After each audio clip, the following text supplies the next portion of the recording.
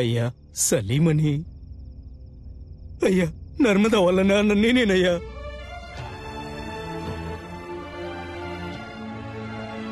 అయ్యా మా అమ్మ ఎక్కడుందో తెలియట్లేదయ్యా. నా బిడ్డను చూడాలనుందయ్యా. ఎవరిని అడిగినా తెలియదంటున్నారయ్యా. వైద్యం చేసింది మీరేం చెప్పారయ్యా?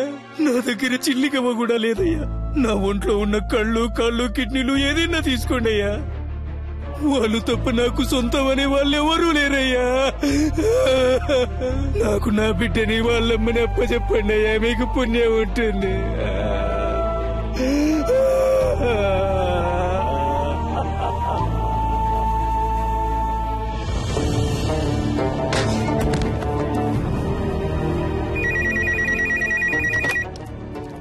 హలో, నేను ధర్మమూర్తితో మాట్లాడాలి.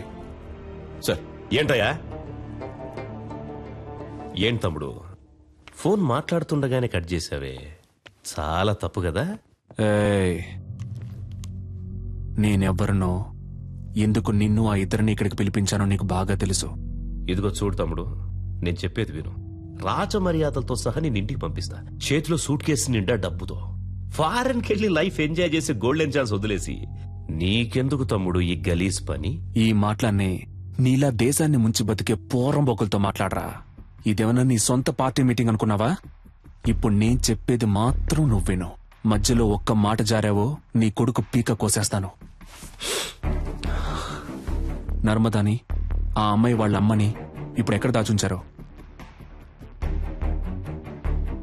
నీ కొడుకు వాడి ఫ్రెండ్స్ కలిసి ఆ అమ్మాయిని పాడు చేసి చంపాలనుకున్న విషయాన్ని నువ్వు మీడియా ముందు ఒప్పుకోవాలి. అది నేను చూడాలి, అర్థమైందా? లేదంటే నువ్వు నీ కొడుకుని ప్రాణాలతో చూడలేవు. నర్మదానా? ఆ పేరు నేను ఇప్పుడేనయ్యా వింటున్నాను. నన్ను అడిగితే నేను ఆ అమ్మాయిని తయారు చేసి తీసుకురాగలనా? మర్యాదగా చెప్తే విన్నావు. రా, హోటల్ ఎంట్రన్స్ కి రా. రెస్క్యూ డిపార్ట్మెంట్ ని అలర్ట్ చేయండి.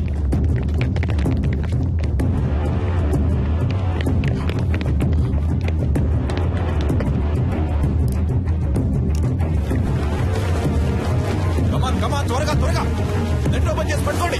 త్వరగా come on quick.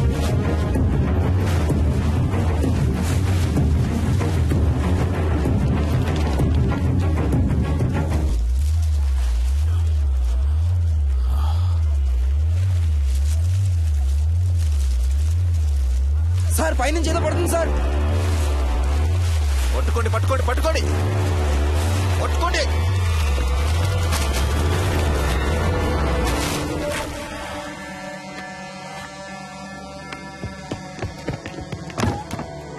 Watts happening mister Chalapathi?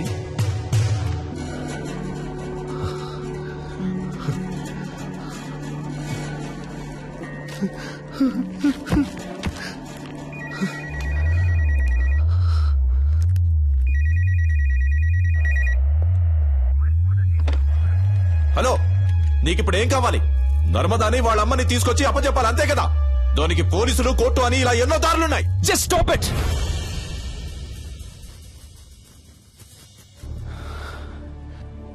నలుగురు బేవర్స్ గాళ్ళకి ఒక అమ్మాయిని కిడ్నాప్ చేసి పాడు చేసి ముఖాన్ని చెక్కేసి యాసిడ్ పోసి విసిరిపారేసేంత ధైర్యం వచ్చిందంటే దానికి కారణం ఎవరు?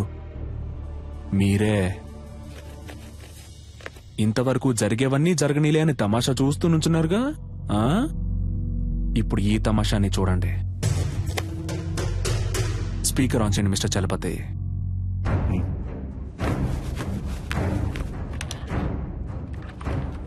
రాయ్ ధర్మమూర్తి, మంచి పేరు పెట్టారా నీకు. నువ్విప్పుడు నర్మదాని, ఆ అమ్మాయి వాళ్ళ అమ్మని వెంటనే ఇక్కడికి తీసుకురావాలి. వాళ్ళకి జరిగిన ఘోరానికి కారణం నీ కొడుకే అన్న విషయాన్ని నువ్వు మీడియా ముందు బహిరంగంగా ఒప్పుకోవాలి. అది నువ్వెంత త్వరగా చేస్తావో నీకంత మంచిది.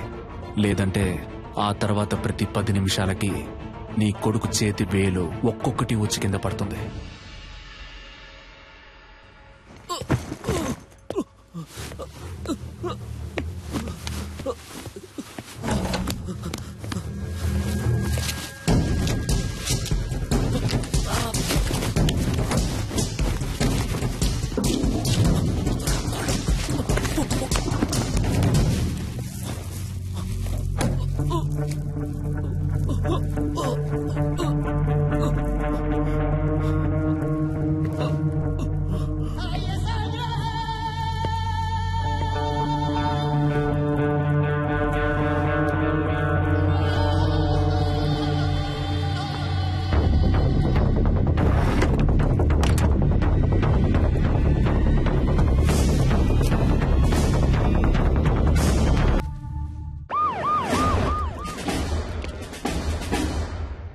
We are in a critical stage now. Rescue possibilities ఏమున్నాయో కొంచెం క్విక్ గా చెప్పండి.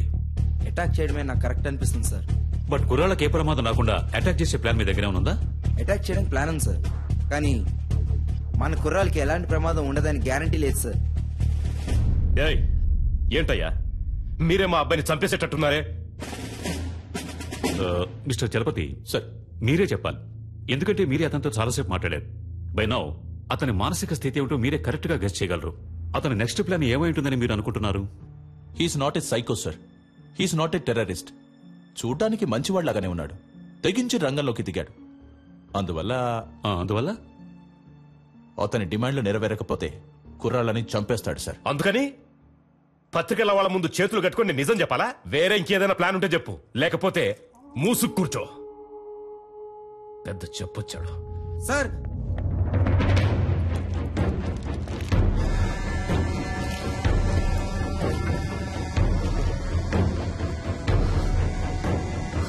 మై గాడ్,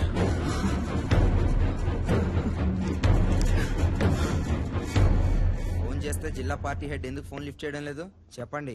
పదవి ఊడిపోతుందని. అయ్యగారు ఎప్పుడు పోతారు, ఆ పదవికి మనం ఎప్పుడు వస్తామా అని కంకణం కట్టు కూర్చున్నారు. మనమంతా ఇప్పుడు కలిసి ఉంటేనే అయ్యగారిని మిస్టర్, కాపాడగలం. Please come here.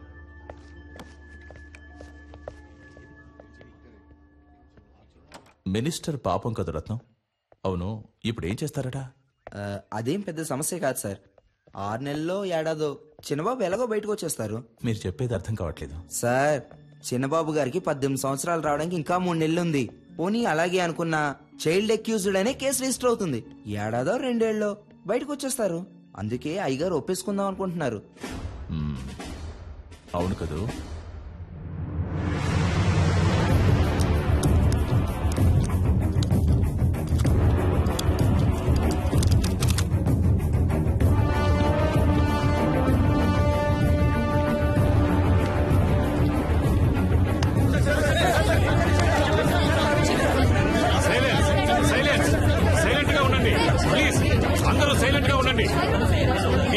Short time, please cooperate చేయండి.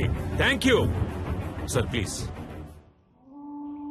మత్తు పదార్థాలకి బానిసలై మా అబ్బాయి, అతని స్నేహితులు, ఒక అమ్మాయి మానభంగం చేయబడి హత్య చేయబడ్డానికి కారకులుగా నిలిచారు. ఆ విషయం తెలిసి నేను చాలా బాధపడుతున్నాను. ఈ నిజం కొంచెం సేపటి క్రితమే నాకు తెలిసింది. ఈ నిజాన్ని బయటికి తీసుకురావడానికే